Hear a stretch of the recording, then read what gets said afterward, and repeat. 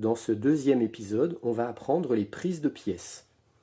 Donc supposons que la dame qui est ici veuille prendre une pièce noire. On a vu que la dame pouvait se déplacer dans le sens horizontal, vertical et également dans les deux diagonales. Donc ça veut dire qu'elle pourrait par exemple venir prendre ce pion-là, prendre ce pion-là ou prendre ce pion-là. Eh bien si elle décidait, ce qui ne serait pas un bon coup, mais si elle décidait de venir prendre ce pion-là, eh bien elle vient tout simplement prendre sa place, c'est-à-dire se mettre sur la case de la pièce qu'elle a pris. Si elle vient prendre ce pion-là, elle viendra prendre la place de ce pion. Par contre, la dame ne pourra pas venir prendre directement la dame ici, puisque pour aller de là à là, il faut que toutes les cases intermédiaires soient libres. Ce qui n'est pas le cas parce qu'ici, il y a une pièce. Donc la dame ne pourrait pas prendre cette pièce-là. De la même manière, elle ne pourrait pas aller prendre cette pièce là-bas parce qu'il y a cette case-là qui est occupée par cette pièce. Ce cavalier, s'il était ici, il pourrait venir prendre la dame. Comme on l'a vu dans l'épisode précédent, le cavalier va directement de sa case de départ à sa case d'arrivée sans passer par les cases intermédiaires. Donc il va directement de là à là, par exemple. Donc de là, il pourrait bien, effectivement, venir prendre la dame adverse et donc se mettre sur la case occupée par la dame. Et là, il aurait pris la dame. Ou étant ici, il pourrait également venir prendre ce cavalier-là. Le fou, lui, se déplace sur les diagonales. Donc il pourrait venir menacer ce pion-là. Il pourrait, en théorie, prendre ce pion-là. Et également prendre ce pion-là.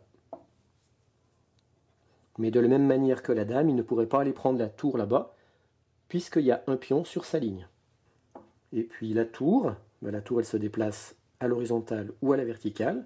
Donc si la tour était ici, elle pourrait prendre qu'une seule pièce, c'est ce pion qu'elle a. Donc si elle le prend, elle fait ça.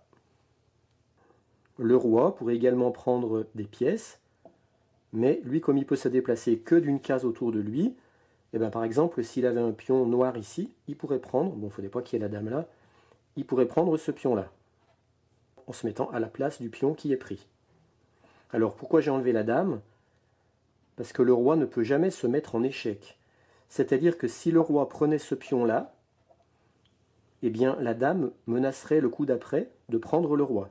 Donc en fait, on le verra dans les épisodes suivants, le roi n'a jamais le droit de se mettre sur une case qui le mettrait en prise avec une pièce adverse. Parce que le coup d'après, les noirs pourraient prendre le roi. Et comme le roi ne se prend jamais, la partie est terminée quand le roi est en prise et qu'il ne peut jamais échapper à une prise. Donc le roi n'a jamais le droit d'aller se mettre sur une case qui le mettrait en danger en prise d'une pièce adverse. Donc le roi n'a jamais le droit d'aller se mettre sur une case qui serait contrôlée par une pièce adverse. Ici, la dame contrôle cette case-là, ou on va dire elle défend ce pion-là. Donc le roi n'aura pas le droit, dans ce cas-là, de prendre ce pion, puisque la dame défendait ce pion ou contrôlait cette case.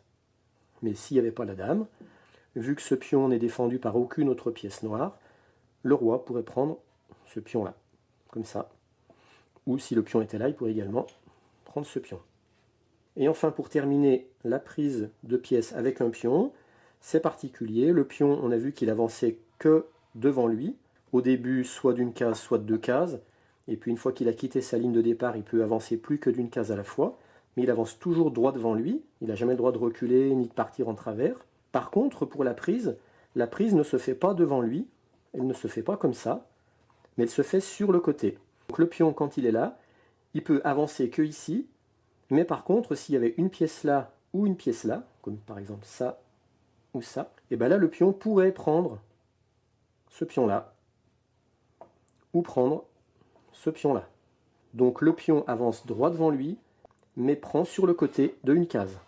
Donc si par exemple il y avait ici ce cavalier, eh bien ce pion pourrait très bien prendre ce cavalier. Donc le pion prend toujours sur le côté, soit d'un côté, soit de l'autre. Dernière particularité du pion, c'est ce qu'on appelle la prise en passant. Imaginons que ce soit au noir de jouer et que les noirs jouent ce coup-là. Donc ce pion-là avance de deux cases. Eh bien, pour aller d'ici à là, on va dire que virtuellement il est passé par cette case, mais cette case elle est contrôlée par le pion blanc qui peut, je vous le rappelle, prendre sur les côtés. Donc si les noirs jouent ce coup-là, eh bien le coup d'après, les blancs peuvent prendre le pion comme ça, et c'est ce qu'on appelle une prise en passant, parce que donc le pion noir, on va dire pendant un instant virtuel, il est passé par cette case-là qui est contrôlée par ce pion blanc. Ça aussi bien de ce côté-là que de ce côté-là. qu'est-ce qui fait qu'une pièce blanche va prendre une pièce noire ou une pièce noire prendre une pièce blanche? Eh bien, c'est qu'au terme de la bataille, on y gagne. Donc là, par exemple, si les blancs veulent prendre ce cavalier noir, vu que les noirs ne peuvent pas reprendre ce pion, et que les blancs, eux, ils ont pris une grosse pièce qui est un cavalier, eh bien, on va dire que les blancs ont pris un avantage.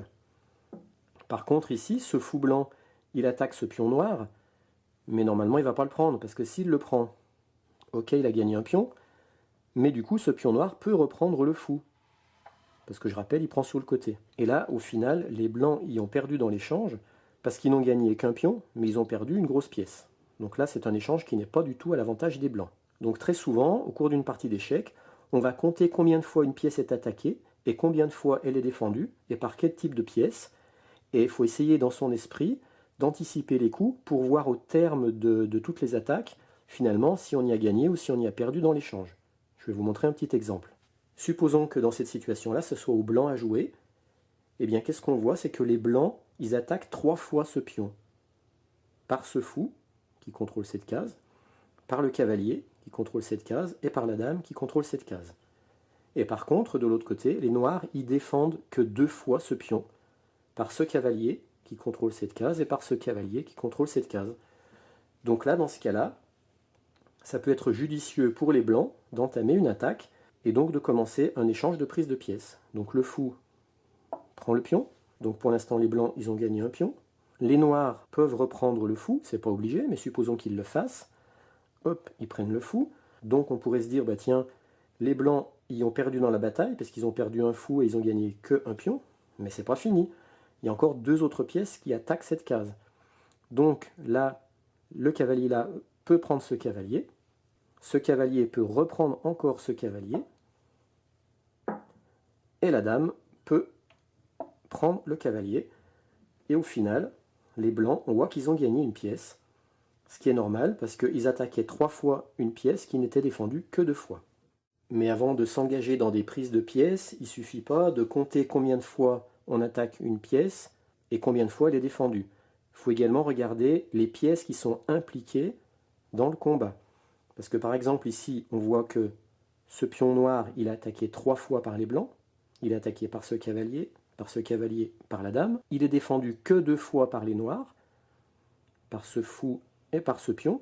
Donc on pourrait se dire, bah tiens, 3 contre 2, c'est bon, j'y vais, je vais y gagner au change. Mais non, parce que là on va attaquer ce pion avec des grosses pièces, mais ce pion il est défendu avec une petite pièce. Donc imaginons que les blancs commencent à vouloir prendre cette pièce-là, en disant je vais gagner au final. Ben non, parce que les noirs peuvent reprendre comme ça. Donc pour l'instant, les blancs ont perdu une grosse pièce. Et si les blancs continuaient la bataille sur cette pièce, hop, il prend ce pion avec ce cavalier. Le fou prend ce cavalier. Et la dame prend le fou. Et bien au final, qu'est-ce qui s'est passé? Les noirs ont perdu un fou de pion, alors que les blancs, ils ont perdu 2 cavaliers. 2 cavaliers valent plus que un fou et 2 pions. Donc les blancs se sont affaiblis parce que pour faire simple, eh ben, ils ont perdu une pièce par rapport aux noirs. Dans le prochain épisode, vous découvrirez les règles de base pour commencer votre première partie.